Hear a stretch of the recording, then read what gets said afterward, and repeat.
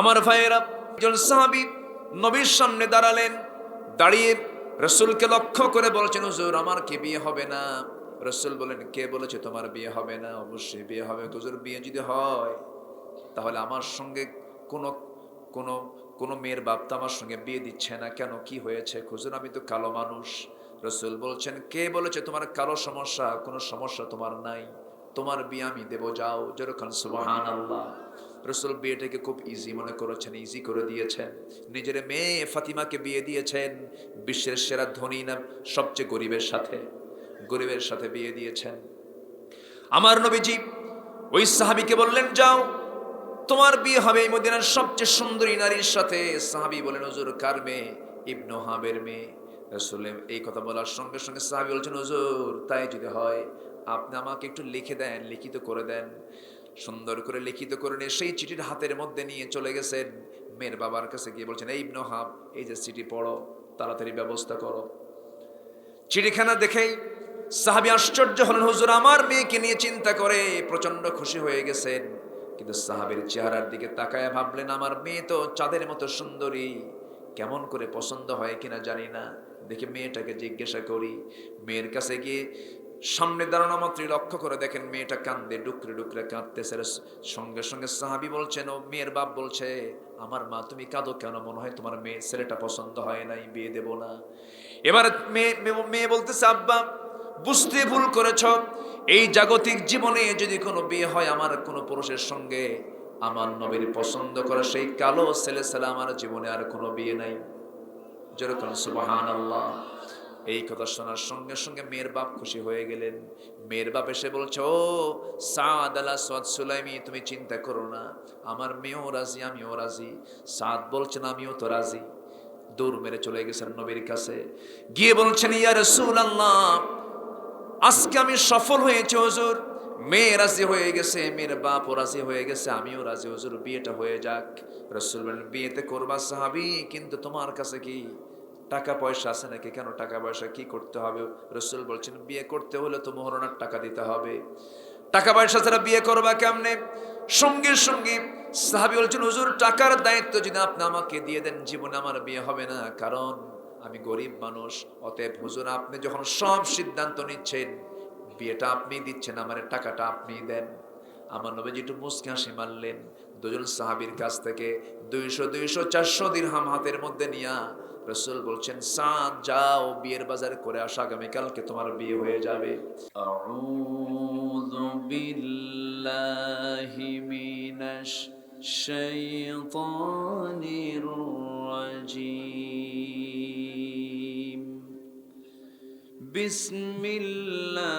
বিসমিল্লাহির রাহমানির রাহিম।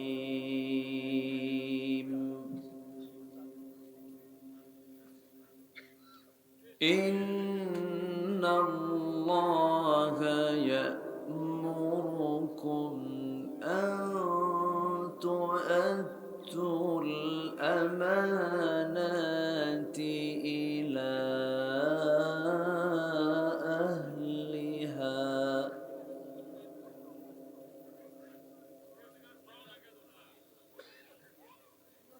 وَإِذَا حَكَمْتُم بَيْنَ النَّاسِ أَن تَحْكُمُوا بِالْعَدْلِ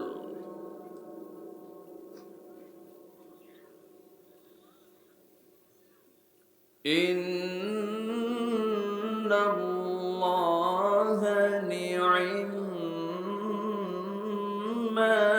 يَعِظُكُم بِهِ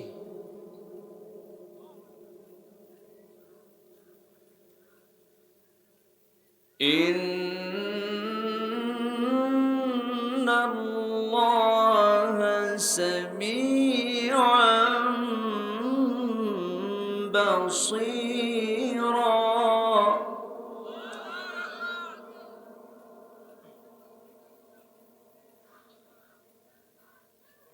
إِنَّ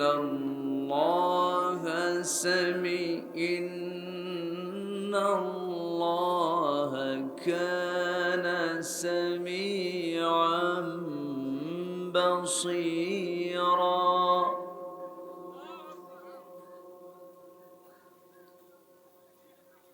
الله أكبر.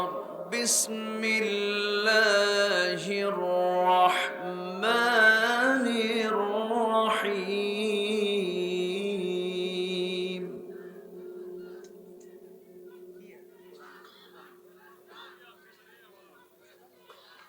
إن الله وملائكته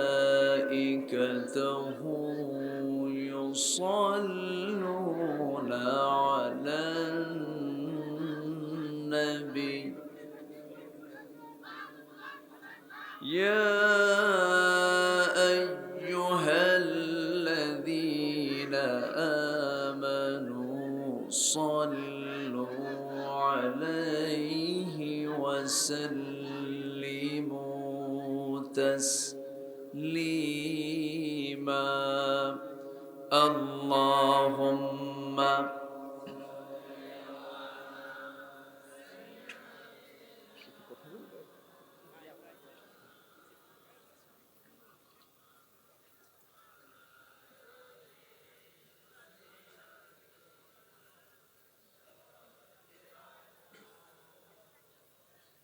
একটু মোহাব্বত দিয়ে নবীর প্রেমে মাতোয়ারা হয়ে জবান খুলে জোরালো কণ্ঠে সবাই বলুন আল্লাহুম্মা সাল্লি আলা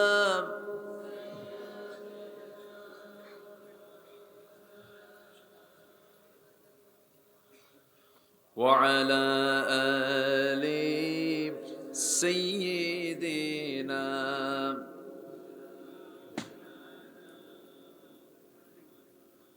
সবাই বলুন বালাগাল উলা বিকামালিহি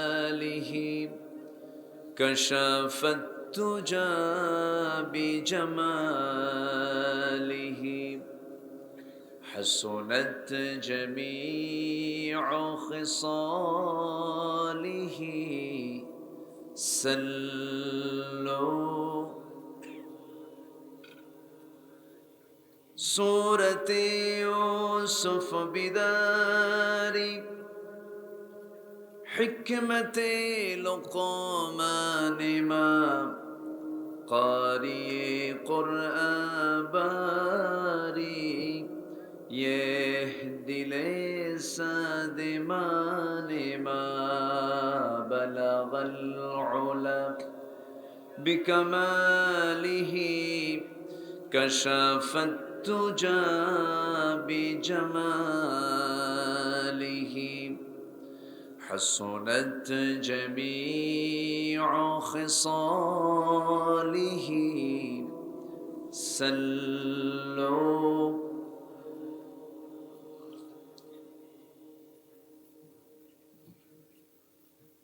উত্তরবঙ্গের গেটওয়ে বগুড়া জেলার গাবতলী উপজেলার খুপি দক্ষিণ পাড়া কেন্দ্রীয় কবরস্থান মাহফিল ইন্তজামে কমিটি কর্তৃক আয়োজিত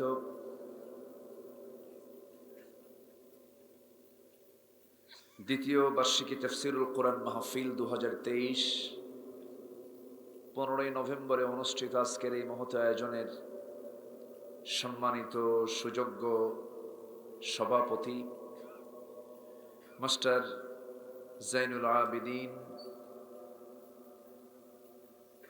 প্রধান অতিথি ইসলাম দরদি ব্যক্তিত্ব জনাব শফিকুল ইসলাম বাদশা সাহেব, আজকের প্রোগ্রামের বরেণ্য অতিথি হযরত উলামায়ে কেরাম, ফদল ইজাম, সুশীল সমাজ, জাতির শ্রেষ্ঠ সন্তান শিক্ষক মণ্ডলী, বিশেষ করে আমার পূর্বে কথা বলেছেন আমার স্নেহধন্য আমার অনুজ মাওলানা মাহমুদুল হাসান বাবু, কথা বলেছেন নন্দিত আলেমে দ্বীন মাওলানা আব্দুল গফুর জিহাদি, উপস্থিত সম্মানিত মেহমানবৃন্দ, সামনে উপস্থিত দূরে কাছের বিভিন্ন স্থান থেকে ছুটে আসা কালেমার ঝান্ডাবাহী, তৌহিদের পতাকাবাহী, দিন ইসলামের নরসারদুল বীর মুজাহিদ, প্রাণ প্রিয় সম্মানিত দিনী ভাইরা, আড়ালে বসে আছেন শ্রদ্ধেয়া সম্মানিতা মা বোনেরা, আলোচনার সূচনায় আনুষ্ঠানিকতার মধ্য দিয়ে আমার পক্ষ থেকে আবারও দিল খোলা সালাম, আসসালামু আলাইকুম ওয়া রাহমাতুল্লাহি ওয়া বারাকাতুহু। সালামের জবাবটি একটু ভিজা ভিজা মনে হচ্ছে। আসসালামু আলাইকুম ওয়া রাহমাতুল্লাহি ওয়া বারাকাতুহু। সবাই কেমন আছেন? আমারও প্রশ্ন করলেন। আল্লাহ তাআলা আমাকে আপনার মতোই আপনার কাতারে রেখেছেন, বলি আলহামদুলিল্লাহ। সারাদিনের সকল ব্যস্ততার ইতি টেনে ক্লান্ত শ্রান্ত দেহটাকে স্বস্তি দেবার জন্য আমরা ধীরে ধীরে যখন বিছানার দিকে যাব, গ্রামীণ জীবনের এই ধারাবাহিক একটি পদ্ধতি, যে সময় আমরা ধীরে ধীরে ঘুমের দিকে যাব, ঠিক সেই মুহূর্তে আমরা বসে আছি কোরআনের টানে জান্নাতের বাগানে। যিনি আমাকে আপনাকে আসার বসার তৌফিক দিলেন, সেই মহান রবের শানে বলে উঠছি আলহামদুলিল্লাহ। আবারও বলছি আলহামদুলিল্লাহ। চিৎকার মেরে বলছি আল্লাহুম্মা ইন্নী আসআলুকা আল হুদা ওয়াত তুকা ওয়াল আফাফা ওয়াল গিনা। সবাই বলি আল্লাহুম্মা লাকা আসলামতু ওয়া বিকা আমানতু ওয়া আলাইকা তাওয়াক্কালতু ওয়া ইলাইকা আনাবতু ওয়া বিকা খাসামতু। আমরা আল্লাহ তাআলার শুকর আদায় করে নিলাম। সম্মানিত হাজিরিন, আমার পূর্বে একাধিক মেহমান এখানে কথা বলেছেন। আমি শেষ ক্লাসে কিছু কথা বলতে এসেছি। আমি যতক্ষণ আছি আমাকে সময় দেওয়া যাবে তো? আমাকে সময় দেওয়া যাবে? জোরে বলি ইনশাআল্লাহ। সম্মানিত উপস্থিতি, আমি আলোচনার প্রথমেই তেলাওয়াতের মধ্য দিয়ে আমি শুরু করেছি। তেলাওয়াতকৃত আয়াতটি হলো সূরাতুন নিসা থেকে ছোট্ট একটি আয়াতে কারীম আমি তেলাওয়াত করেছি। এই আয়াতকে সামনে রেখে আমি কিছু কথা বলতে চাচ্ছি।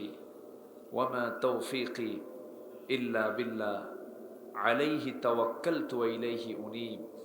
সেই মহান রবের প্রতি পূর্ণ ভরসা রেখে আসুন আমরা ধীরে ধীরে মূল আলোচনার দিকে চলে যাই। সম্মানিত হাজিরিন, সূরা নিসার 58 নম্বর আয়াত আল্লাহ রাব্বুল আলামিন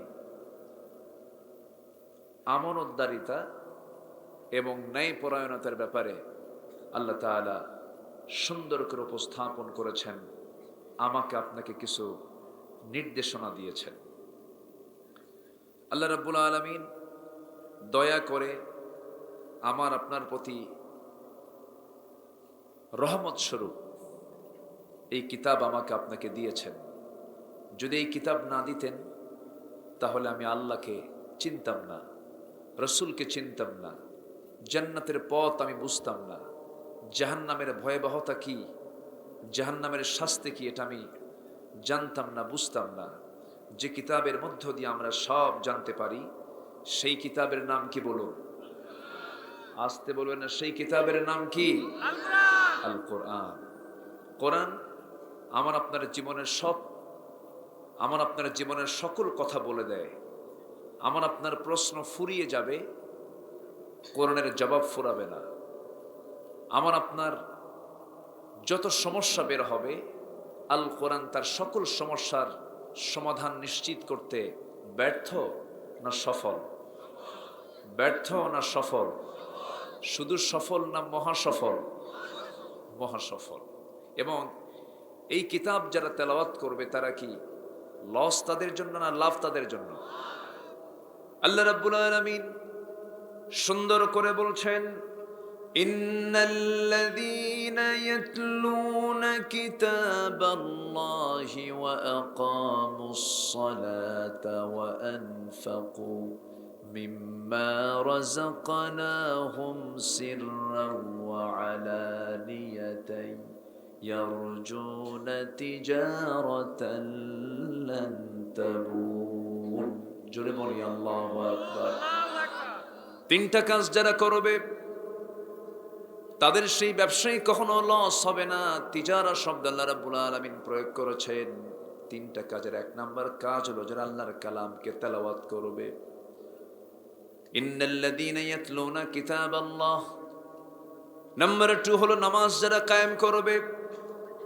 নাম্বার 3 হলো যারা প্রকাশ্যে অপ্রকাশ্যে, যারা গোপনে প্রকাশ্যে যারা ব্যয় করবে, খরচ করবে, তাদের সম্পদ কার পথে বলেন?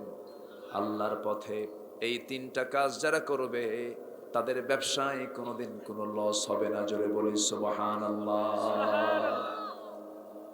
কোরআন নিয়ে আমাকে আপনাকে থাকতে হবে।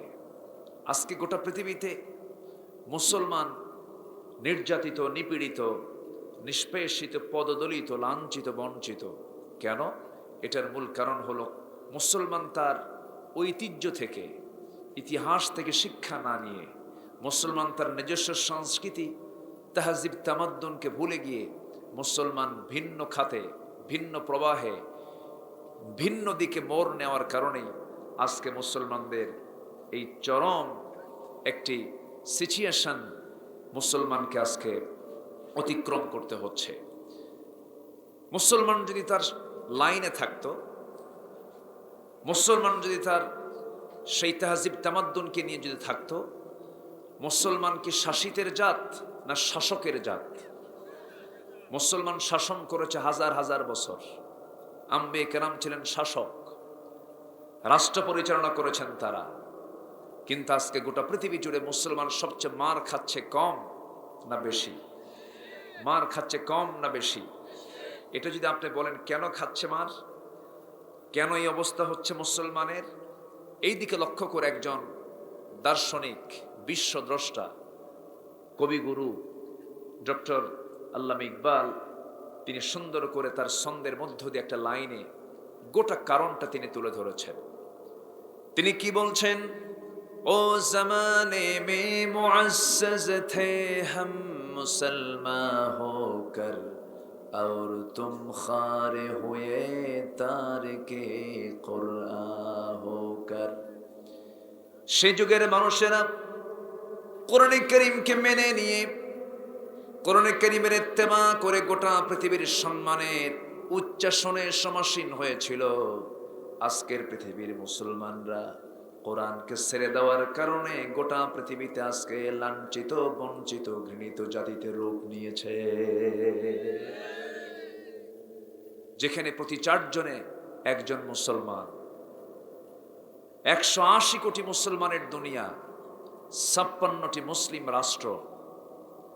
ধনীর তালিকায় 10টি দেশের যদি তালিকা করা হয়, প্রথম দিকের 4-5টা দেশই হবে মুসলিম দেশ। জ্বালানি, সম্পদ, প্রাকৃতিক সম্পদ, সব দিক থেকে মুসলমান বিশাল সম্পদের মালিক হওয়ার পরেও আজকে গোটা পৃথিবীতে মুসলমানের রক্ত নিয়ে হোলি খেলা হচ্ছে। কেন? সবচাইতে বড় সংকট হলো মুসলমান ইসলাম থেকে ছিটকে পড়েছে। আসতে বলবেন না, জোরে বলুন ঠিক কিনা? তার বড় প্রমাণ হলো সকল কুফরি শক্তি, ইহুদি, খ্রিস্টান সব এক হতে পারলেও আজকে মুসলমানকে একটা প্ল্যাটফর্মে আসতে পেরেছে না। ফিলিস্তিনে হামলা হয়, যে বিমান হামলা করা হচ্ছে, যে তেল ব্যবহার করা হচ্ছে, এই তেল কার? মুসলমান যদি বেশি না, আরব গালফ, এরা যদি বলতো আমরা তেল দেওয়া বন্ধ করলাম, সব বন্ধ হয়ে যেত। কিন্তু ইহুদিদের 5টা কিছু মুসলিম নামধারী গোলাম আছে না নাই? আছে। দুঃখের বিষয়, আমরা অনেকেই সস্তায় জান্নাত খুঁজি, জান্নাত এত সস্তায় খুঁজে পাওয়া যাবে না। জান্নাতের পথ কুসুমাস্তীর্ণ নয়, জান্নাতের পথ হলো কণ্টকাকীর্ণ, অনেক বাধা, বিপত্তি, মুসিবত, পরীক্ষা দিয়ে জান্নাতের রাস্তায় উঠতে হবে। অনেক কথা আছে, আস্তে আস্তে করে আমি আলোচনার দিকে চলে যাচ্ছি। কষ্ট হচ্ছে না তো? শুরু করেছি সূরা নিসার একটা আয়াত থেকে। নিসা মানে হলো নারী জাতি, সূরার নাম হলো নারী, কিন্তু বসে আছি কারা এখানে? পুরুষ। তাহলে এখন কি করবেন বলেন? হ্যাঁ, কি কষ্ট পাচ্ছেন নাকি আপনারা? কি মেয়েদের পছন্দ হয় না আপনাদের? তাহলে তো ভালো। এখন পুরুষ নামে তো কোনো সূরা নাই। গোটা কোরআনের 114টা সূরার ভিতরে আপনি খুঁজে বের করেন, নিসা মানে নারী জাতি সূরা আছে, পুরুষ জাতি রিজাল নামে কোনো সূরা কোরআন শরীফে নাই। এখন বলবো কেমনে বলেন? নাই তো। গোটা পৃথিবীতে আজকে নারীদের পদচারণা কম না বেশি? আসতে বলুন, কম না বেশি? নারীর প্রয়োজন তো আছে, প্রয়োজন আছে না নাই বলেন? আচ্ছা, বইয়ের কথা শোনেন না আপনারা? হ্যাঁ, বইয়ের কথা শোনেন না? অনেক চুপচাপ আছেন, মানে মনে শোনেনি না মনে হয় নাকি? বইয়ের কথা শোনেন না? শুনেছেন মুহাম্মদ সাল্লাল্লাহু আলাইহি ওয়াসাল্লাম, শুনবেন না কেন? শুনতে হবে, কিন্তু সেটা কি লিগ্যাল কথা না ইল্লিগ্যাল কথা? লিগ্যাল কথা শুনতে হবে। এক রাজা প্রজাদের মাঝে ঘোষণা করছে যে প্রজা বইয়ের কথা শোনে তাকে একটা করে ডিম দেওয়া হবে, আর যে প্রজা বইয়ের কথা কখনো শোনে নাই তাকে একটা করে ঘোড়া দেওয়া হবে। সারাদিন চলে গেল, বইয়ের কথা শোনে না এমন লোক খুঁজে পাওয়া যাচ্ছে না। এমন সময় বিকেলবেলা একটা বেচারি এসে বলতেছে, রাজামশাই, জীবনে আমি বইয়ের কথা কোনোদিন শুনি নাই। তাই? রাজা বলতেছে, আস্তাবল থেকে একটা ঘোড়া তোরে দিয়ে দিলাম, যা নিয়ে যা। ঘোড়া একখান নিয়েছে, বাড়িতে পৌঁছে গেছে। বউ বলে, এই ঘোড়া পাইলা কোথায়? কে রাজামশাই আমারে দিল। কেন দিয়েছে? আমি বইয়ের কথা শুনি না। তো বউ বলতেছে, তুমি ঘোড়া আনলা, এটা কোনো ঘোড়া হলো? ঘোড়াটা আনছো কালো ঘোড়া, কালো কোনো কালার হলো নাকি? যাও ঘোড়া পাল্টায় লাল ঘোড়া নিয়ে আসো। আচ্ছা ঠিক আছে।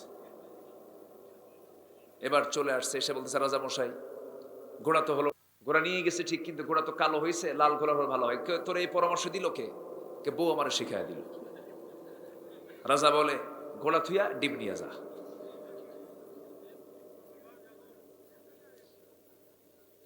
সন্ধ্যা হয়ে গেছে, রাজা গেছে রানীর সামনে। রানী মুস্কি মুস্কি হাসি মেরে বলে, রাজামশাই, বইয়ের কথা শোনে না এমন লোক কি পাইছেন? পাইছিলাম একটা, কিন্তু শেষে দেখি এটাও বইয়ের কথা শোনে। কথায় রাজামশাই, যারা বইয়ের কথা শুনে তাদেরকে না ঠকায়া ওদেরকে মাত্র একটা করে ডিম দিবেন, এটা কেমন হয়? অন্তত 5 কেজি করে চাল দেন, কিছু কাজ হবে। কাজটা ঠিক আছে।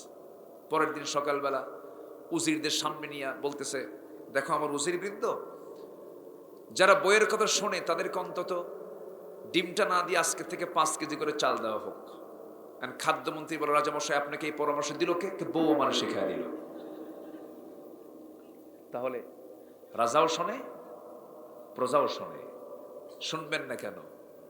কিন্তু সেই শোনাটা শুনতে হবে বৈধ কথা না অবৈধ কথা? বৈধ কথা না অবৈধ কথা? বৈধ কথা শুনতে হবে। নিসা থেকে আমি আলোচনা শুরু করেছি অলরেডি। আল্লাহ তাআলা আমাকে আপনাকে মনোযোগ দিয়ে আমলের নিয়তে শোনার তৌফিক দান করুন। জোরে বলি আল্লাহুম্মা আমিন। আরো জোরে আল্লাহুম্মা আমিন। আল্লাহ রাব্বুল আলামিন সুন্দর করে বলছেন, আমাদেরকে জানিয়ে দিচ্ছেন, ইন্নাল্লাহা ইয়া'মুরুকুম আন তু'আদ্দুল আমানাতি ইলা আহলিহা ওয়া ইযা হাকামতুম বাইনান নাসি আন তাহকুমু বিল আদল ইন্নাল্লাহা নি'ম্মা ইয়া'iযুকুম বিহি ইন্নাল্লাহা কানা সামিআন বাসীরা। জোরে বলুন আল্লাহু আকবার। আল্লাহ রাব্বুল আলামিন তোমাদেরকে অর্ডার দিয়েছেন, তোমরা কি করবি? তোমরা তোমাদের আমানতটা ঠিক রাখবি। আমানত মানে যার যে হক, সে হক তার কাছেই ফেরত দিয়ে দেবে। আমানতের কখনো তোমরা খেয়ানত করবে না। যার আমানত ঠিক আছে, তার ঈমানটা ঠিক আছে। লা ঈমানা লিমান লা আমানাতা লাহু। তার ঈমান নাই, যার আমানত ঠিক নাই। আমানতের ব্যাপারে ইসলামের গুরুত্ব সবচেয়ে কম না সবচেয়ে বেশি? সবচেয়ে কম না সবচেয়ে বেশি? ইমানদারের যতগুলো গুণ আছে, এই গুণগুলোর মধ্যে একটা গুরুত্বপূর্ণ গুণ হলো আমানতের খেয়ানত করা না, আমানত রক্ষা করা। আমানত রক্ষা করা। আল্লাহ রাব্বুল আলামিন ইমানদারদের গুণ কি কি হবে বিভিন্ন জায়গায় বর্ণনা করেছেন। ইমানদের গুণগুলো কি কি মুমিনুন খুঁজলে পেয়ে যাবেন, সূরা মুমিনুন পড়বেন পেয়ে যাবেন। কাফিরদের চরিত্র কেমন, সূরা কাফিরুন পড়বেন পেয়ে যাবেন। মুনাফিকদের চরিত্র কেমন, মুনাফিকুন পড়বেন, সূরা পেয়ে যাবেন। সূরা মুমিনুন আল্লাহ রাব্বুল আলামিন قد أفلح المؤمنون الذين هم في صلاتهم خاشعون والذين هم عن اللغو معرضون والذين هم للزكاة فاعلون والذين هم لفروجهم حافظون إلا على أزواجهم أو ما ملكت أيمانهم فإنهم غير ملومين فمن ابتغى وراء ذلك فأولئك هم العادون والذين هم لأماناتهم وعهدهم راعون والذين هم على صلواتهم يحافظون أولئك هم الوارثون الذين يرثون الفردوس هم فيها خالدون জোরে বলুন আল্লাহু আকবার। আমার বন্ধুগণ, আল্লাহ রাব্বুল আলামিন মুমিনদের মোটামুটি 7টা গুণের কথা বলে দিয়েছেন সূরা মুমিনুনের শুরুতে। মুমিনরা 1 নাম্বার কি গুণে গুণান্বিত হবে? মুমিনরা যখন নামাজে দাঁড়াবে খুশুর সঙ্গে তারা নামাজটা পড়বে। কিন্তু দুঃখজনক হলো সত্য, আমার দেশের মুসলমান কম না বেশি? আসতে কোন কেন? কম না বেশি? নামাজি বেশি না বেনামাজি বেশি? নামাজি ইমানদার বেশি না বেনামাজি ইমানদার বেশি? বেনামাজি আবার ইমানদার, কিন্তু বেনামাজি আবার ইমানদার। আমার দেশে টুপিওয়ালা বেশি না টুপিওয়ালা কম? টুপিওয়ালা কম না টুপিওয়ালাই তো কম? টুপিওয়ালা কয়জন? আচ্ছা, আমার দেশে দাড়িওয়ালা বেশি না দাড়িওয়ালা কম? দাড়ি ছাড়া বেশি না দাড়িওয়ালা বেশি? হ্যাঁ, দাড়িওয়ালা বেশি আমার দেশে, দাড়িওয়ালা বেশি।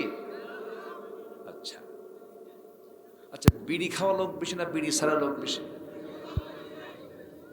ভালো করে বলেন। বিড়ি খাওয়া লোক বেশি। হ্যাঁ, তাহলে বিড়ি খাওয়া লোক বেশি, দাড়ি ছাড়া লোক বেশি, বেনামাজি লোক বেশি, আর মুসলমান কম না বেশি? বেশি। তাহলে মুসলমান বেশি, কিন্তু মুসলমানের যে চরিত্র, দাড়ি আলা হবে না দাড়ি ছাড়া হবে? আচ্ছা, মুসলমান নামাজি হবে না বেনামাজি হবে? নামাজি হবে। তাহলে মুসলমানের যে চরিত্র, সূরাত এবং সিরাত, বাহ্যিক সামান্য কিছু কম বেশি, এখানেও মুসলমানের আমার দেশের সমস্যা আছে না নাই? আসতে বলবেন না, আছে না নাই? আছে। কেন জানেন? এর মূল কারণ হলো, আমি যদি বলি এখানে যারা বসে আছেন যে কোরআনের আলোচনা শুনতে আসছেন, এই কোরআনটা সহি করে পড়তে পারেন, শুদ্ধ করে পড়তে পারেন, হাত কি বেশি উঠবে না কম উঠবে? সহি করে পড়তে পারেন, এই হাতের সংখ্যা কি খুব বেশি হবে না খুব কম হবে? খুব কম হবে। এটার জন্য প্রথম দোষ ব্যক্তিগত, এটা ব্যক্তির দোষ, এটা ঠিক আছে। কিন্তু এটার জন্য আরো কিছু দায়বদ্ধতা, অনেকের দোষ আছে না নাই? আসতে বলবেন না, আছে না নাই? আমার দেশে বহু বিসিএস ক্যাডার, যারা বিসিএস করে চাকরি বাকরি করছেন, দেশের যারা ফার্স্ট ক্লাস নাগরিক, বিসিএস ক্যাডার, অথচ তাকে যদি বলা হয় আপনি সূরা ফাতিহাটা সহি করে পড়েন, পড়তে পারবে না। আমি কি ভুল বলছি? আমি কি ভুল বলছি? অথচ সকল শেখার আগে উচিত ছিল কোরআনটা তার শিখে নেওয়া। যদি এমনটা হতো, বিসিএস পরীক্ষার ভাইভা বোর্ডে এমন শর্ত যদি জুড়িয়ে দেওয়া হতো, সকল বিসিএস পরীক্ষার ভাইভা বোর্ডে যে মুসলমান, তাকে গোটা কোরআনের যে কোনো পৃষ্ঠা থেকে এক পৃষ্ঠা কোরআন তাকে সুন্দর করে তেলাওয়াত করে শোনাতে হবে। কারো কি তেলাওয়াত ভুল থাকতো? আসতে বলবেন না, ভুল থাকতো? পার্লামেন্টে কারি সাহেব যায় না একদিন, তো তেলাওয়াতের জন্য একজন এমপিকে দায়িত্ব দিয়েছে। এমপি তেলাওয়াত করতেছে, কেল হেল্লা হে হে, শয়তান কয় তোর চেয়ে আমার তেলাওয়াত ভালো আছে। এই হচ্ছে আমার দেশের মুসলমানের হাল, মুসলমানের দশা। জান্নাত পেতে হলে মূর্খ কখনো জান্নাত পাবে না। ইসলাম না জেনে, না বুঝে, না মেনে জান্নাত পাওয়া যাবে না। আমার কথা কি বোঝা যায়? আমার কথা কি বোঝা যায়? বুঝতে হবে। আমরা শিখব সবার আগে। জোরে বলি ইনশাআল্লাহ, জোরে বলি ইনশাআল্লাহ। ব্রাহ্মণের ছেলে ব্রাহ্মণ হতে পারে, খ্রিস্টানের ছেলে খ্রিস্টান হতে পারে, ইহুদির ছেলে ইহুদি হতে পারে, কিন্তু মুসলমানের ছেলে মুসলমান হতে পারে না যদি ঈমান না থাকে, ইসলাম না থাকে। ইমামের ছেলে ইমাম হতে পারে না যদি তার মধ্যে ইমামতির যোগ্যতা না থাকে। আমার বন্ধুগণ, ইমানদার হতে হলে ইমান থাকতে হবে। মুসলমান হতে হলে মুসলমানিত্ব তার মধ্যে থাকতে হবে, গুণ তার মধ্যে থাকতে হবে। আজকে নামাজ নাই, অথচ মরে গেলে প্রথম প্রশ্ন হবে নামাজ। আবার কিয়ামতের দিন যে সমস্ত বান্দাকে আল্লাহ রাব্বুল আলামিন জান্নাত না দিয়ে জাহান্নাম দিবেন, যতগুলো অপরাধ তার জীবনে হয়েছে, এর মধ্যে এক নম্বর অপরাধ হবে কি বলেন? নামাজ ছেড়ে দেওয়া। জাহান্নামে যারা যতগুলো কারণ আছে, এর মধ্যে অন্যতম এক নম্বর কারণ হলো নামাজ যারা পড়ে জানে তারা জাহান্নামে যাবে। এত বড় গুরুত্বপূর্ণ নামাজের মতো একটা ইবাদত, আমার দেশে বহু জনসভা আছে, লক্ষ লক্ষ মানুষ সেখানে যায়, নেতা বক্তব্য দেয়, লক্ষ লক্ষ মানুষ সেখানে হাজির হয়। অথচ ফরজ নামাজ জোহর চলে গেল, আসর চলে গেল, মাগরিব চলে গেল, এশা চলে গেল, নামাজের কোনো কর্মসূচি নাই। যেই নেতৃত্বে নামাজের গন্ধ পাওয়া যায় না, যে নেতার মধ্যে নামাজ নাই, যে নেতৃত্বে নামাজের কোনো কর্মসূচি নাই, সেই নেতৃত্বের মুখে আমরা জুতা মারি, থুতু মারি। রাজি আছেন কারা কারা? হাত উঁচু করে দেখান মুসলমান।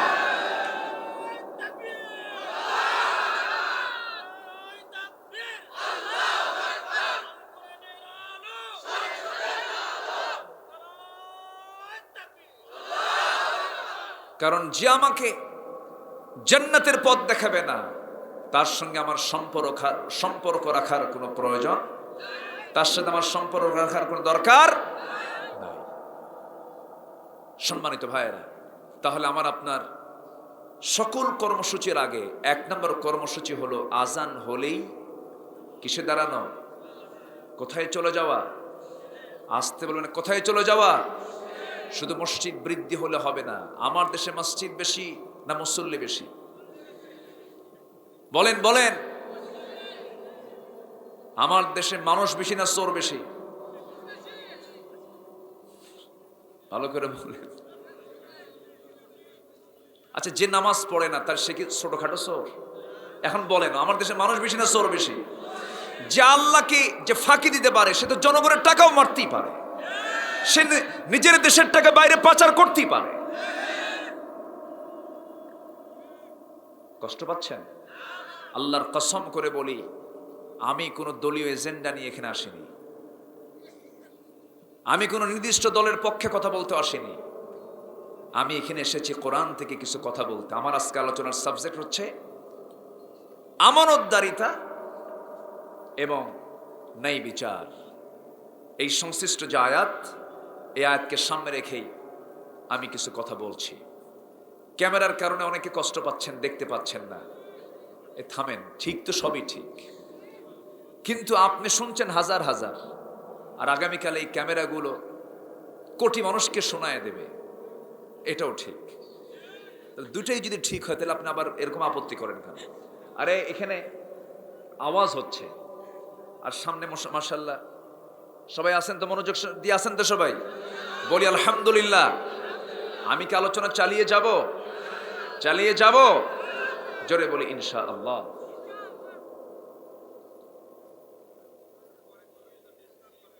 আমার কি কিছু বলবেন? চলে যাবেন?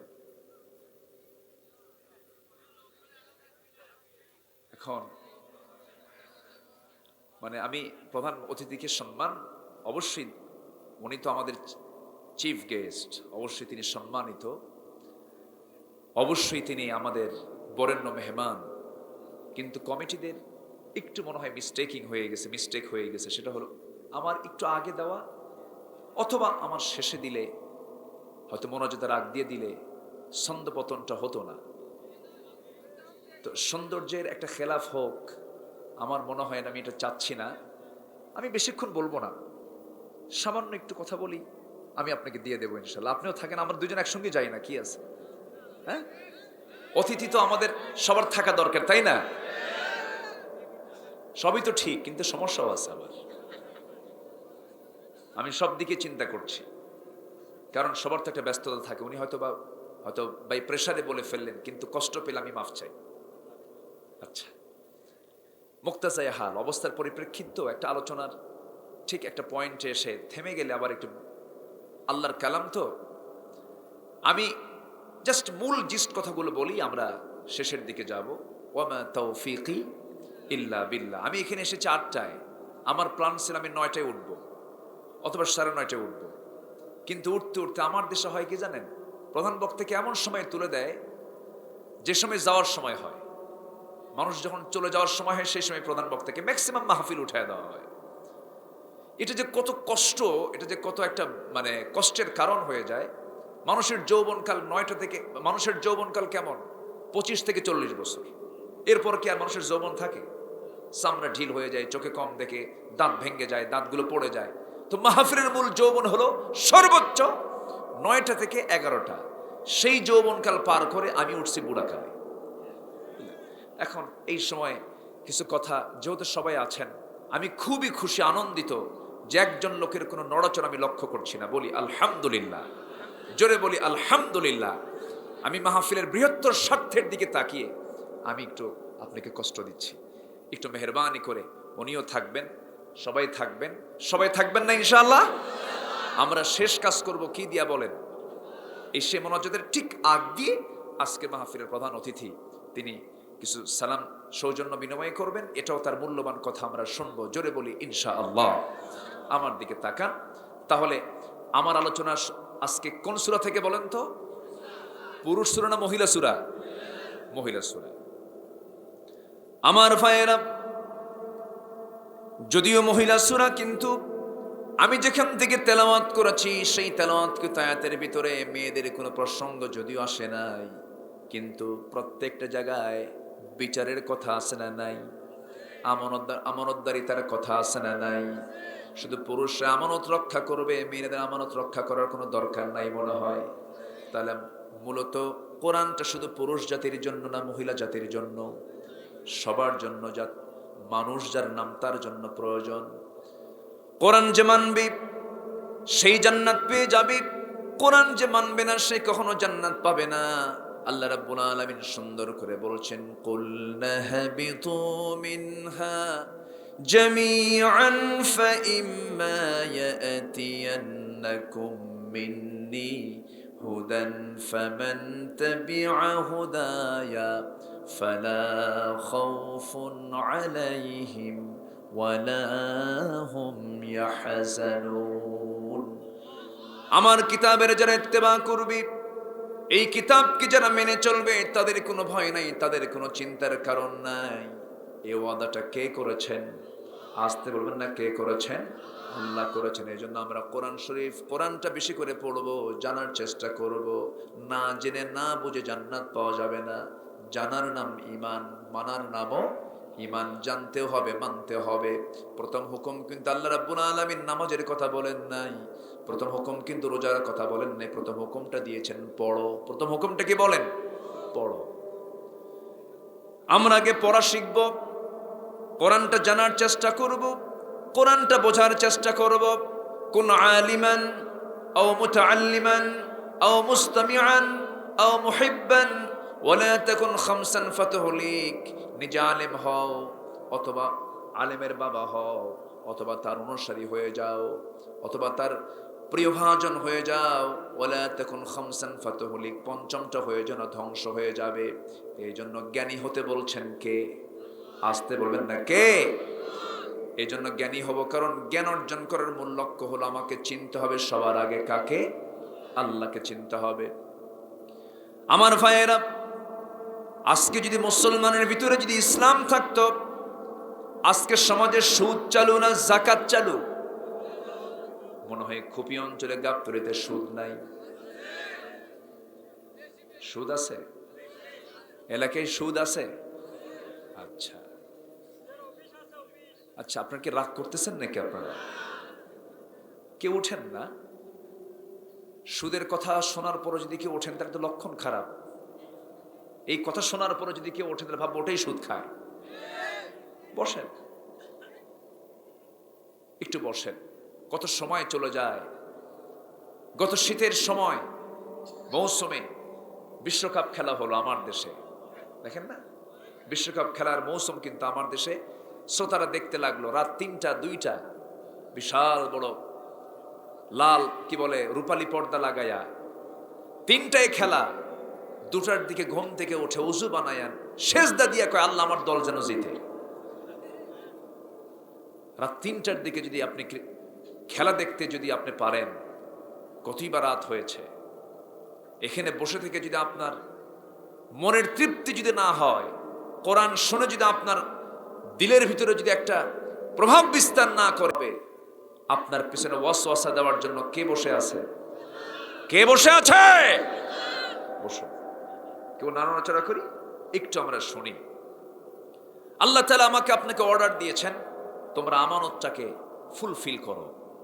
যাকাত কি আমানত? অবশ্যই। সুদ কি আমানত? আসতে বলে, সুদ কি আমানত? যাকাত কি আমানত? যাকাত কার হক? এই আল্লাহর হক। বলেন যাকাত কার হক?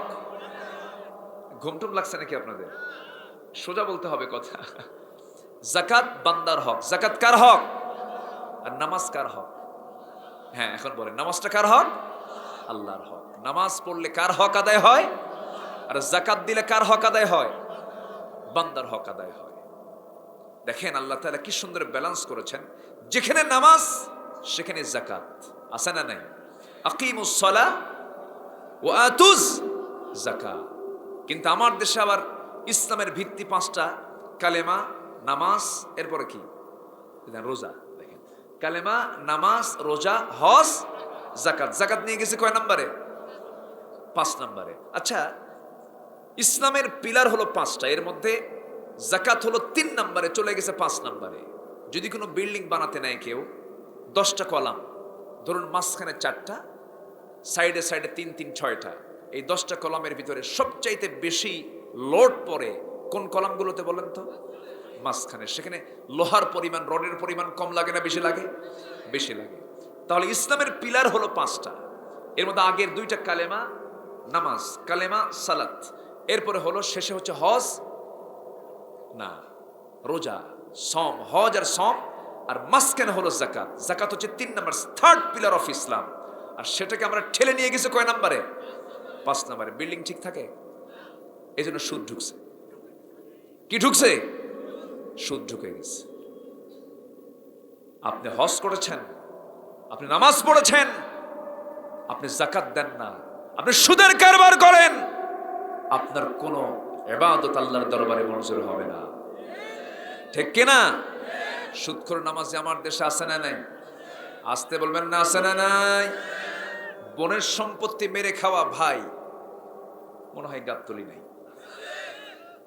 এত জোরে হাসলেন আপনি? আছে? আছে? আমার মায়েরা মনে হয় এই সময়টা খুব খুশি হয়েছে। আমার মায়েরা, মা মনে মনে চিন্তা করতেছেন, হুজুর আসল লাইনটা আপনি পেয়ে গেছেন, সূরা নিসা থেকে আলোচনা করছেন, ভালো কথা।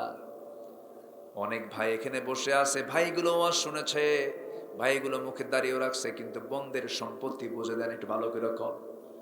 তাদের কমন পড়ে গেছে। ঠিক তো ঠিকই, কিন্তু বোনের সম্পত্তি বুঝে দেয় না তো।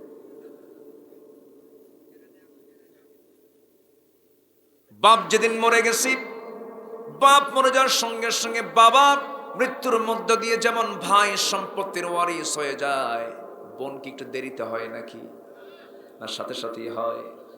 ভাই যখন হয় বোনও তখনই হয়ে যায়, কিন্তু বাপ মারা গেছে, এক যুগ হয়ে গেছে, কিন্তু ধানী সম্পত্তিগুলো ভাইরা খায়, বোনদের বুঝে দেয় না। আছে না? বোনদের বুঝে দেয় না।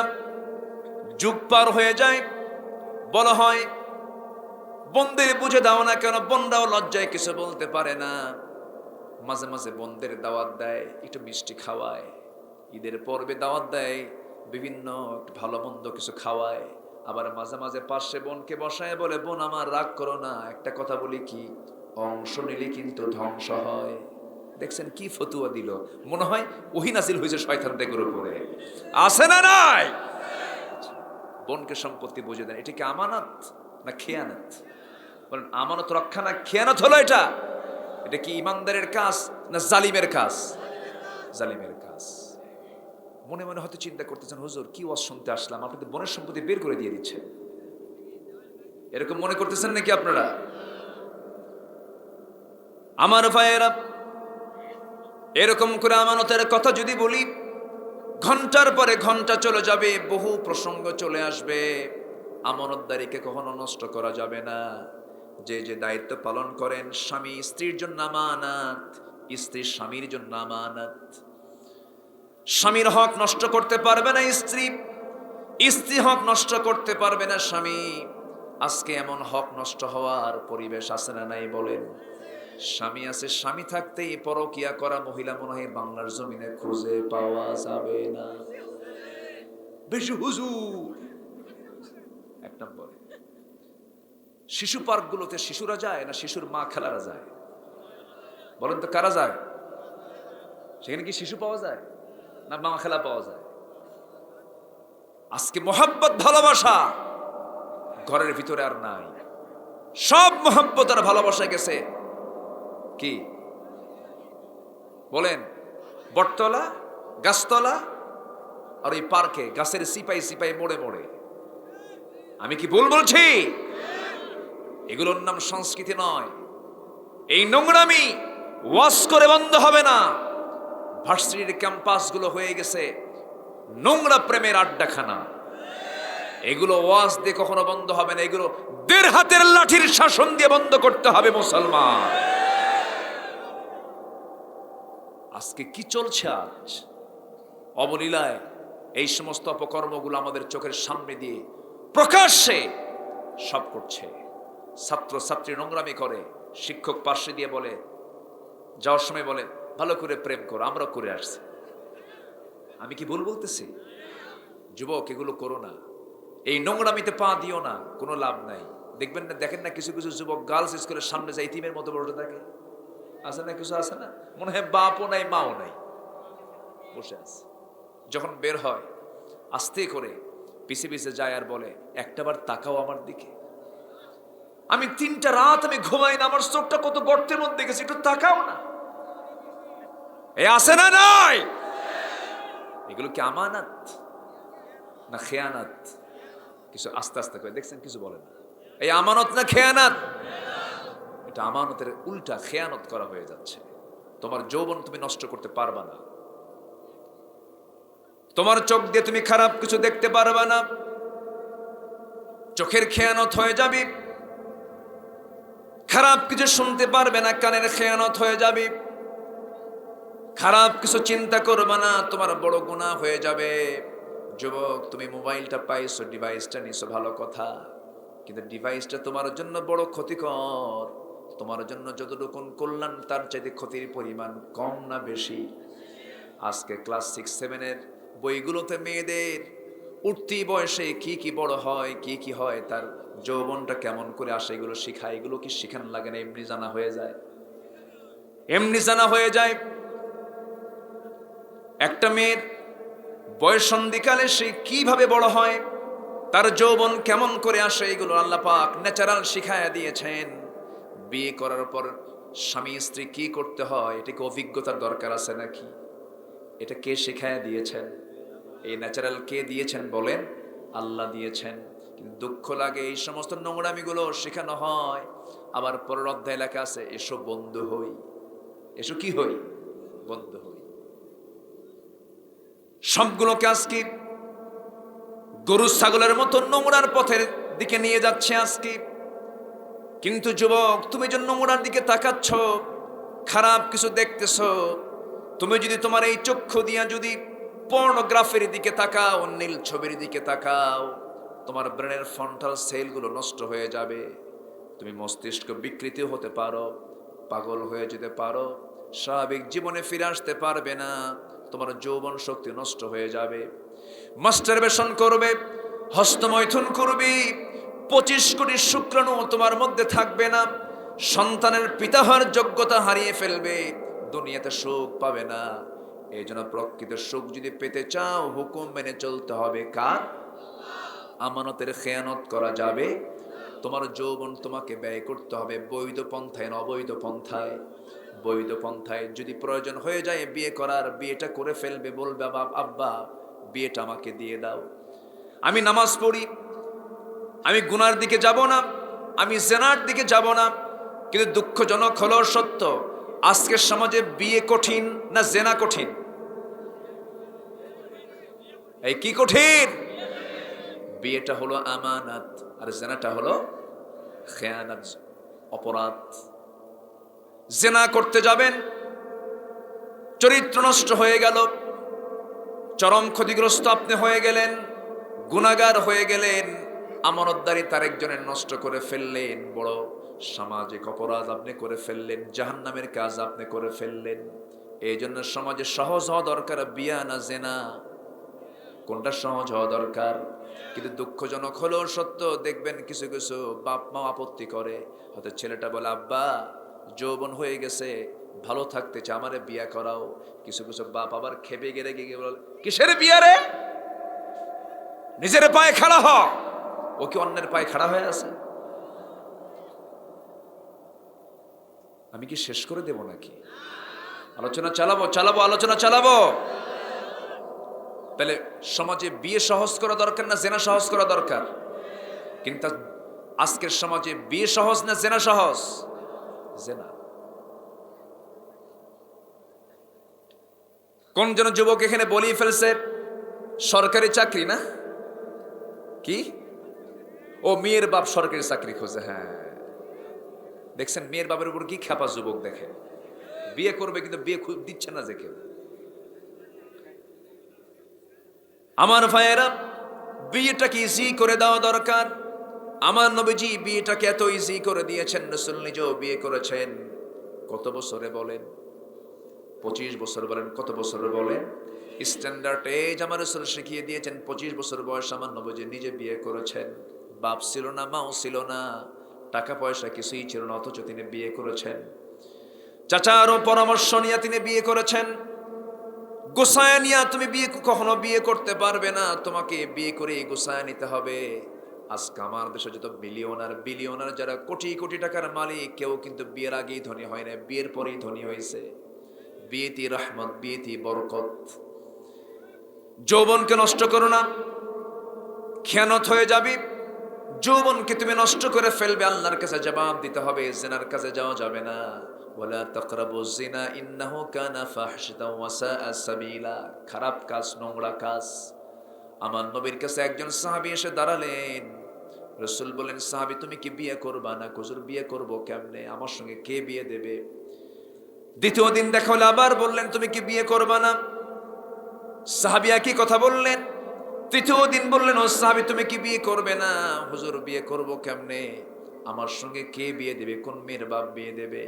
রাসূল বললেন, তুমি চিন্তা করো না, তোমার দায়িত্ব আমি নিলাম, যাও অমুক জায়গায় অমুকের একটা মেয়ে আছে, বিয়ে হয়ে যাবে তোমার, যাও। নবীজি বিয়ে ঠিক করে দিলেন, বিয়েটাও হয়ে গেল।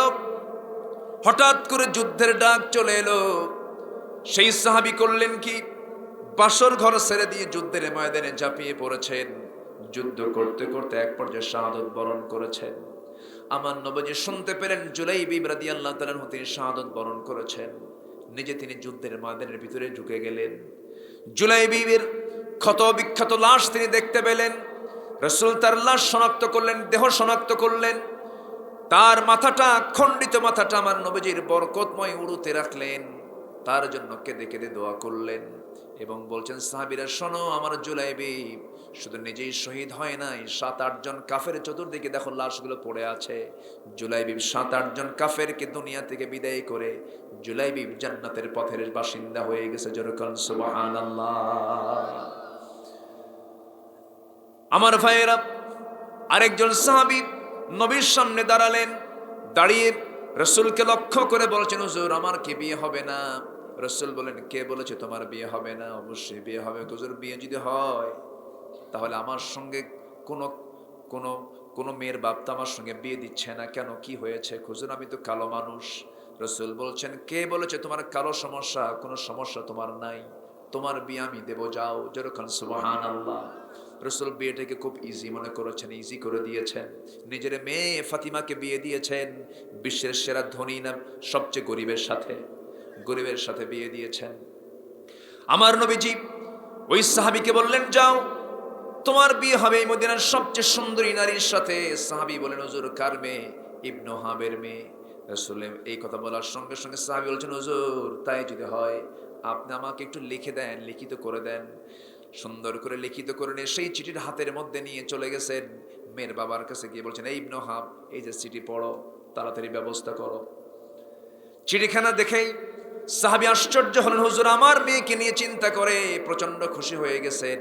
কিন্তু সাহাবীর চেহারার দিকে তাকায়া ভাবলেন, আমার মেয়ে তো চাঁদের মতো সুন্দরী, কেমন করে পছন্দ হয় কিনা জানি না, দেখে মেয়েটাকে জিজ্ঞাসা করি। মেয়ের কাছে গিয়ে সামনে দাঁড়ানো মাত্রই লক্ষ্য করে দেখেন মেয়েটা কান্দে, ডুকরে ডুকরে কাঁদতেছে। সঙ্গে সঙ্গে সাহাবী বলছেন, ও মেয়ের বাপ বলছে, আমার মা তুমি কাঁদো কেন? মনে হয় তোমার মেয়ে ছেলেটা পছন্দ হয় নাই, বিয়ে দেব না। এবার মেয়ে বলতেছে, আব্বা বুঝতে ভুল করেছ, এই জাগতিক জীবনে যদি কোনো বিয়ে হয় আমার কোনো পুরুষের সঙ্গে, আমার নবীর পছন্দ করা সেই কালো ছেলে ছাড়া আমার জীবনে আর কোনো বিয়ে নাই।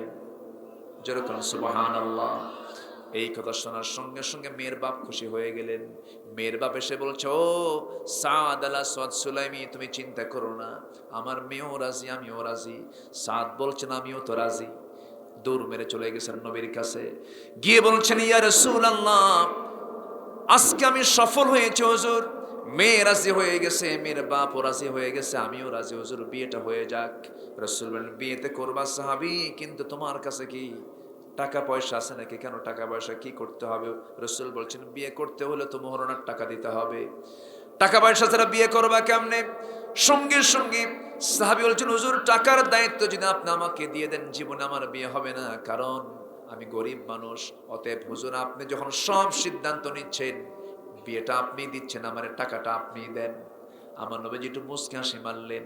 দুজন সাহাবীর কাছ থেকে 200-400 দিরহাম হাতের মধ্যে নিয়া রাসূল বলছেন, সাদ যাও বিয়ের বাজার করে আসো, আগামীকালকে তোমার বিয়ে হয়ে যাবে। চলে গেলেন বিয়ের বাজার করতে।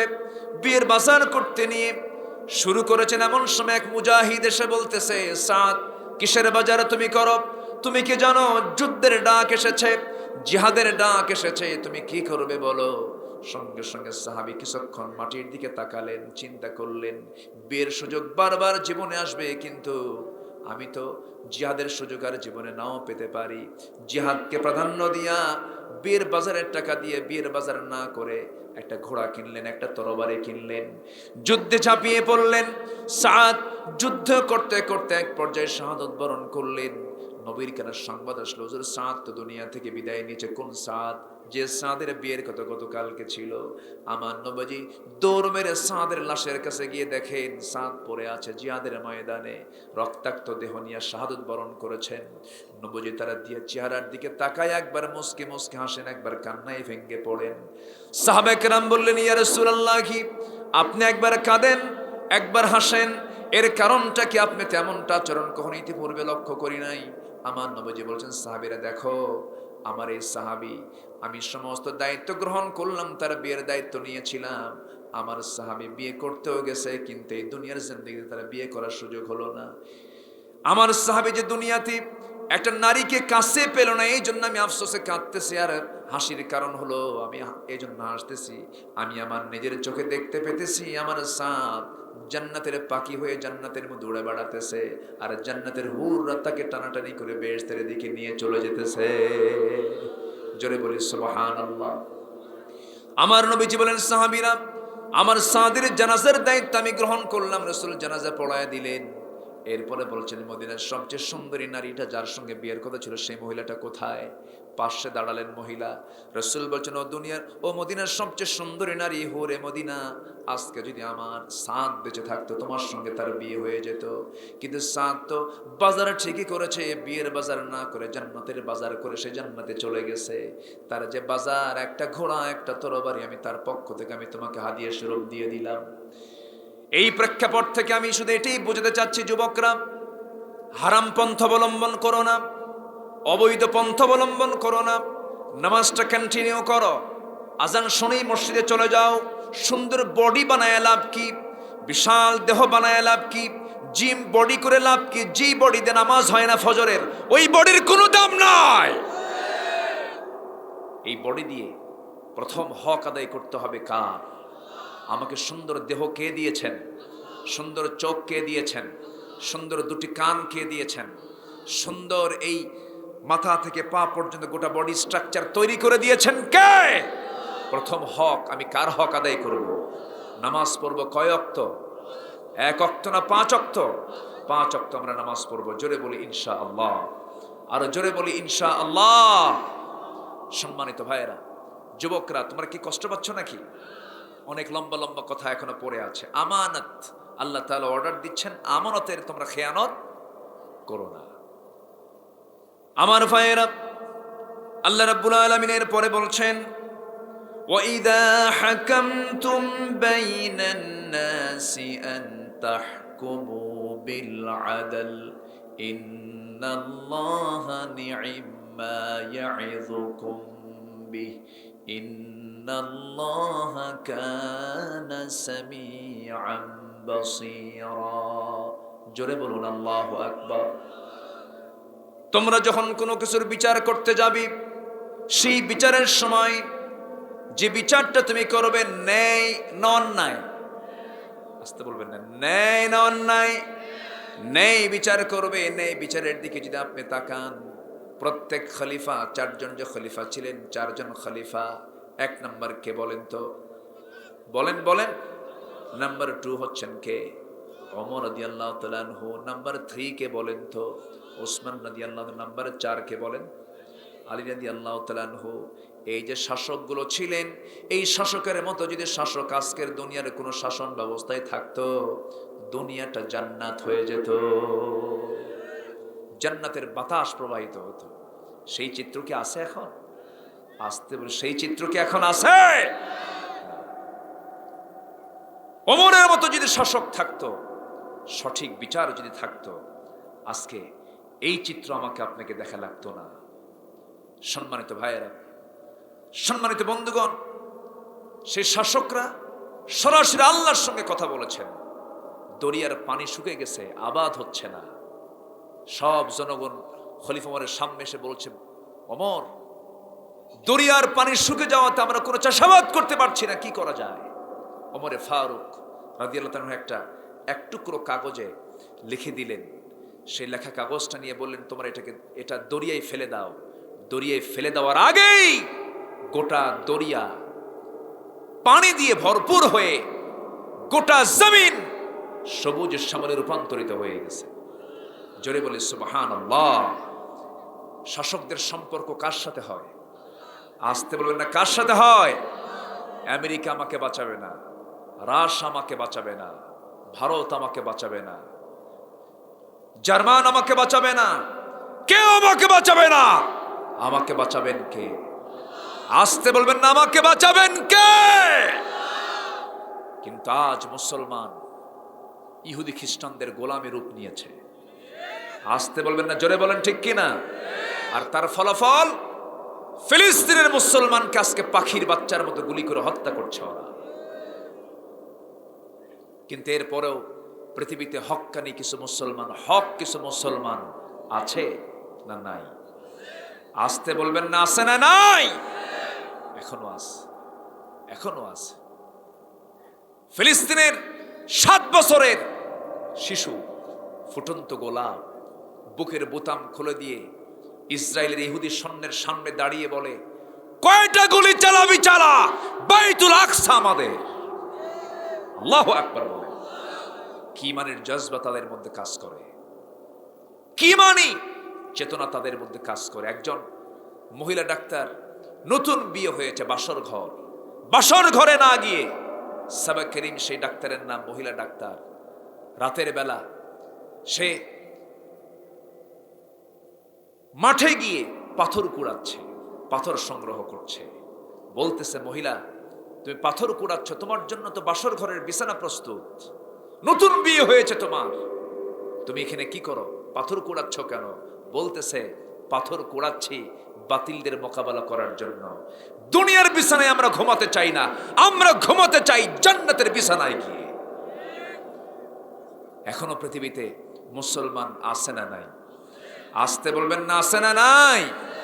আচ্ছা, ইহুদিরা মুসলমানদের কোনোদিন বন্ধু ছিল? আসতে বন্ধু ছিল? বন্ধু হতে পারে? আসতে বলবেন না, বন্ধু হতে পারে? ইহুদিরা অসংখ্য নবীকে হত্যা করেছে, অসংখ্য নবীকে পর্যন্ত হত্যা করেছে। ইয়াহইয়া আলাইহিস সালাতু ওয়াস সালামকে করাত দিয়ে কি বলে, তাকে জবহ করে রানীর সামনে নবীর মাথা উপহার দিয়েছে। জাকারিয়া আলাইহিস সালাতু ওয়াস সালামকে করাত দিয়ে চিরে 2 টুকরা করে শহীদ করে দিয়েছে। মূসা আলাইহিস সালাতু ওয়াস সালামকে জুলুম করেছে। হারুন আলাইহিস সালাতু ওয়াস সালামের সামনে তারা গরুর পূজা করছে। আছে না এগুলো ঘটনা? আছে না নাই? বলেন আছে না নাই? আছে না নাই? আছে। আমার নবীর খাবারের ভিতরে বিষ ঢুকা দিয়া হত্যার পরিকল্পনা করেছে ইহুদির বাচ্চারা।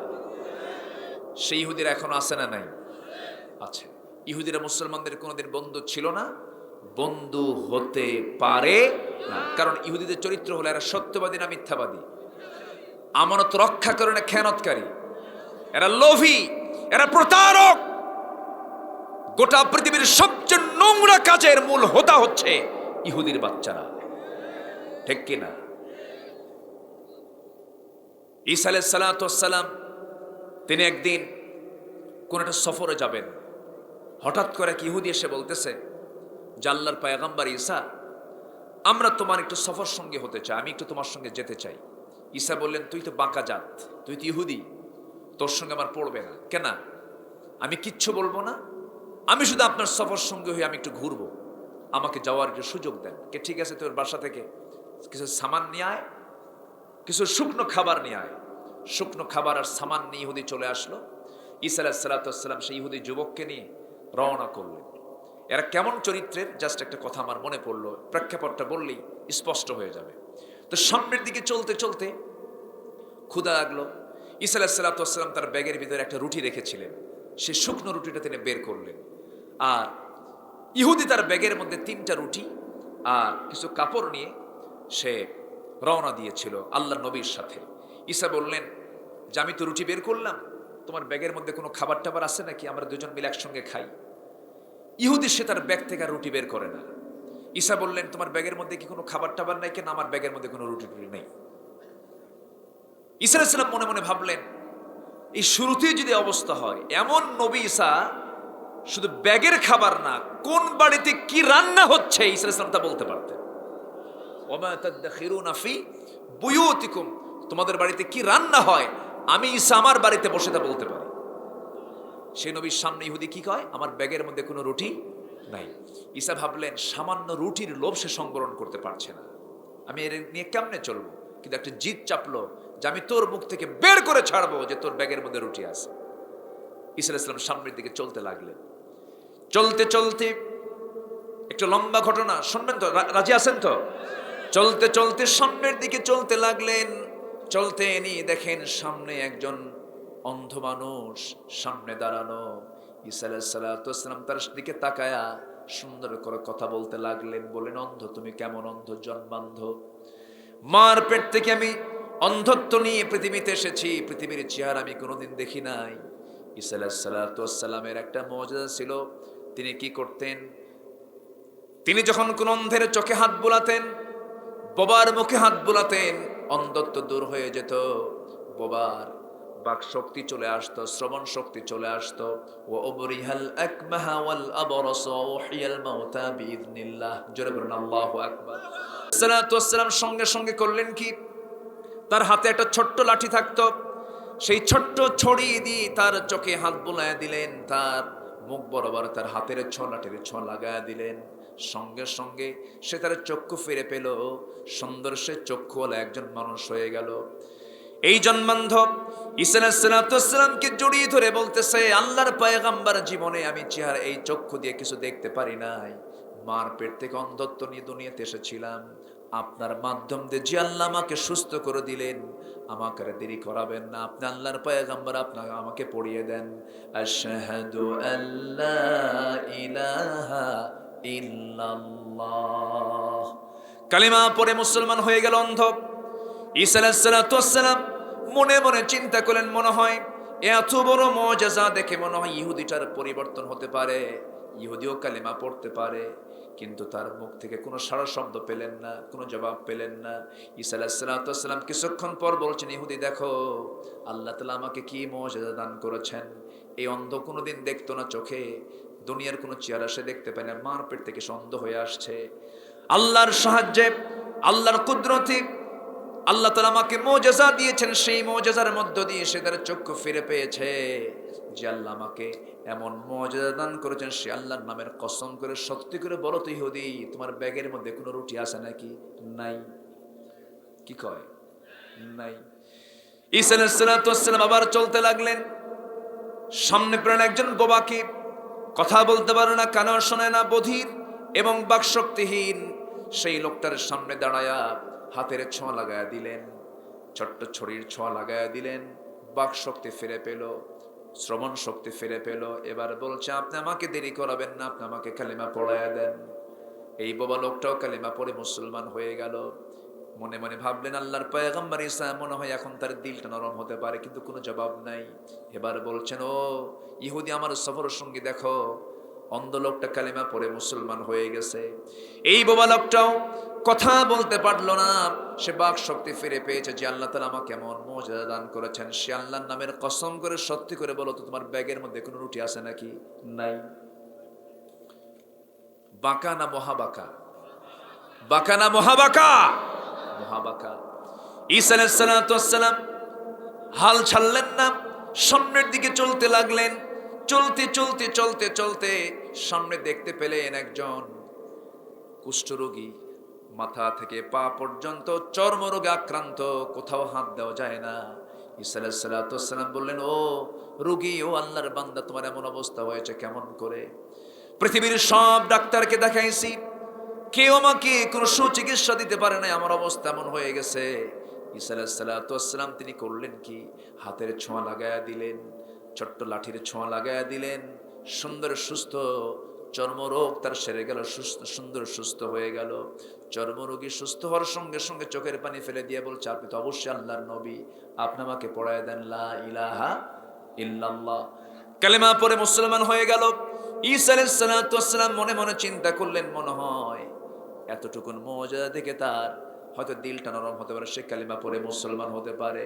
না, তার কোনো খবর নাই। এবার তিনি বললেন, শোনো, সত্যি করে বলো তো, এই যে লোকটা কালেমা পড়ে মুসলমান হলো, 3 জনে পর্যন্ত কালেমা পড়ে মুসলমান হয়েছে, যে আল্লাহ পাক আমাকে এমন মর্যাদা দান করেছেন, সে আল্লাহর নামের কসম করে সত্যি করে বলো তো, তোমার ব্যাগের মধ্যে কোনো রুটি আছে নাকি? কয় না। কি নাই? রুটি নাই। ঈসা আলাইহিস সালাম হাল ছাড়লেন না, সামনের দিকে চলতে লাগলেন। ক্ষুধা লাগছে, প্রচন্ড ক্ষুধা।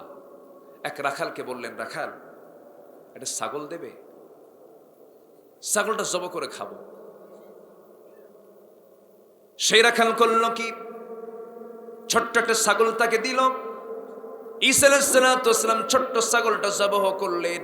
জবহ করার পর এটাকে সুন্দর করে কুটে নিয়ে রান্না বান্না করলেন। এরপরে 3 জন মিলে রাখালকে নিয়ে, এই ইহুদিকে নিয়ে খেতে বসলেন। খেতে বসে বলছেন, বিসমিল্লাহ বলো। রাখাল বিসমিল্লাহ বলল, কিন্তু ইহুদি বিসমিল্লাহ বলল না।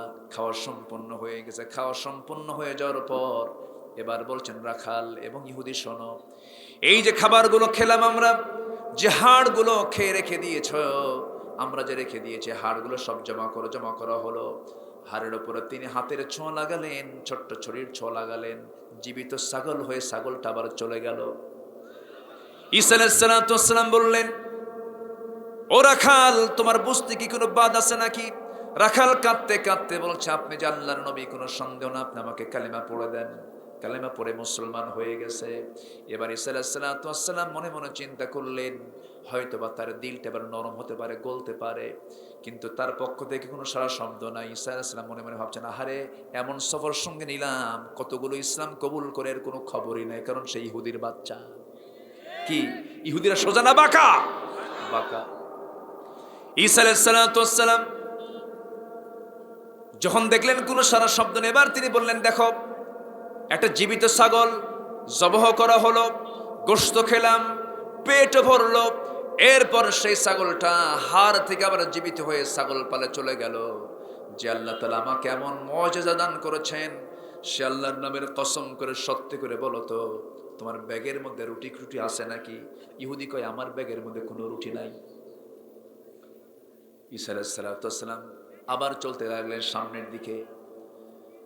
সামনের দিকে চলতে নিয়ে ক্লান্ত অবস্থায়, ক্লান্ত শরীর নিয়ে তিনি শুয়ে পড়লেন।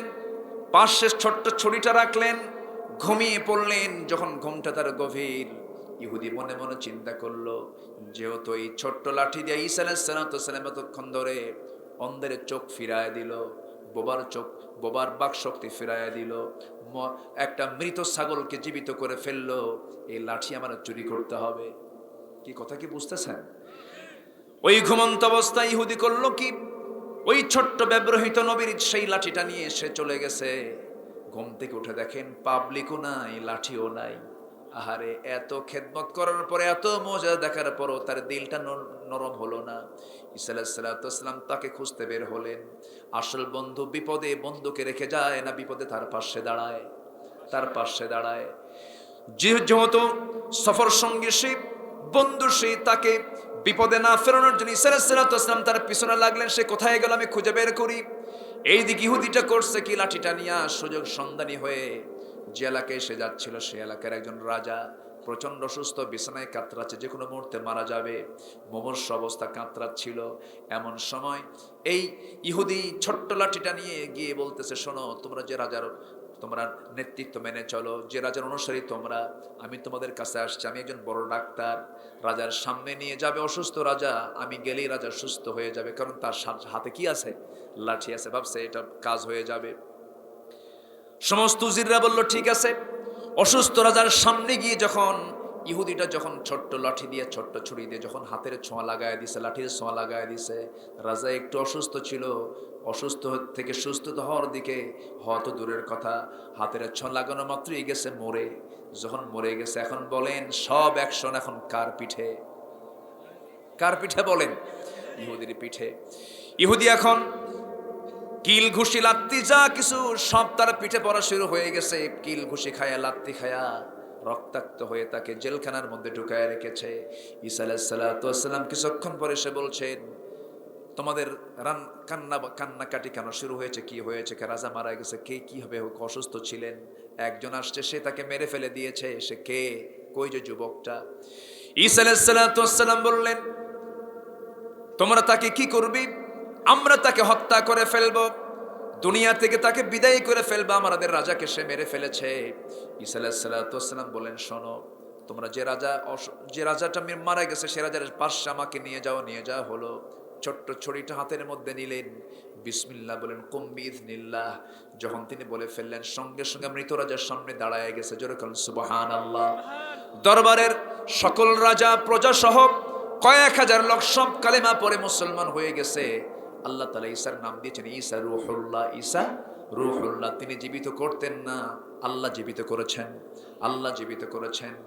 সমস্ত দরবারের উজির রাজা সব যখন কালেমা পড়ে মুসলমান হয়ে গেছে, সবাই বলতেছে, আল্লাহর পয়গম্বর ঈসা, এই দরবার থেকে আপনি যা চাবেন তাই আপনাকে দেওয়া হবে, আপনি বলেন আপনি কি চান? ঈসা আলাইহিস সালাতু ওয়াস সালাম বলছেন, আল্লাহর পয়গম্বর জাগতিক জীবনের কোনো কিছু কামনা করে না, আমার কোনো কিছুই প্রয়োজন নাই, তবে আমার মনের একটা চাওয়া যদি তোমরা পূরণ করতে চাও, ওই যে লোকটাকে তোমরা, যে যুবকটাকে তোমরা জেলখানায় আটকা রাখছো, ওরা একটু ছেড়ে দাও। কথা বলছেন, ওরা একটু ছেড়ে দাও। ছেড়ে দেওয়া হলো। রক্তাক্ত চেহারা। ঈসা আলাইহিস সালাতু ওয়াস সালাম বললেন, শোনো ইহুদি, বিপদে তুমি আমাকে ফেলে এসেছো, আর আমি তোমার বিপদের পাশে দাঁড়াইছি, আমি তোমার বিপদের পাশে দাঁড়ালাম, আমি তোমাকে এই বিপদ থেকে উদ্ধার করলাম, চলো আমরা চলে যাই। দেখো, এই রাজদরবারের সকল রাজা প্রজা সব কালেমা পড়ে মুসলমান হয়ে গেছে।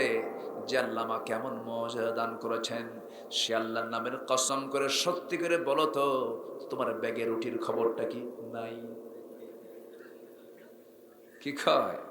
নাই। এই হলো ইহুদির বাচ্চারা।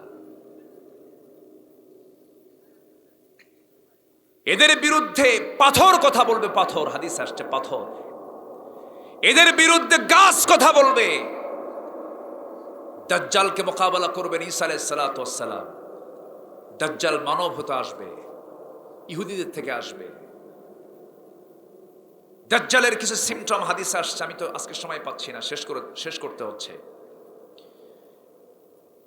এরা বাঁচার জন্য পাথরের আড়ালে দাঁড়াবে, গাছের আড়ালে দাঁড়াবে, গাছের জবান খুলে যাবে, পাথরের জবান খুলে যাবে।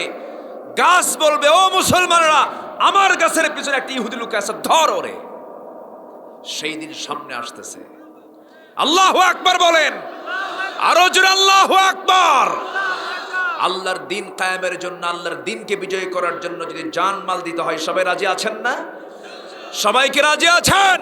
রাজি আছেন কারা কারা? হাত উঁচু করে দেখান মুসলমান।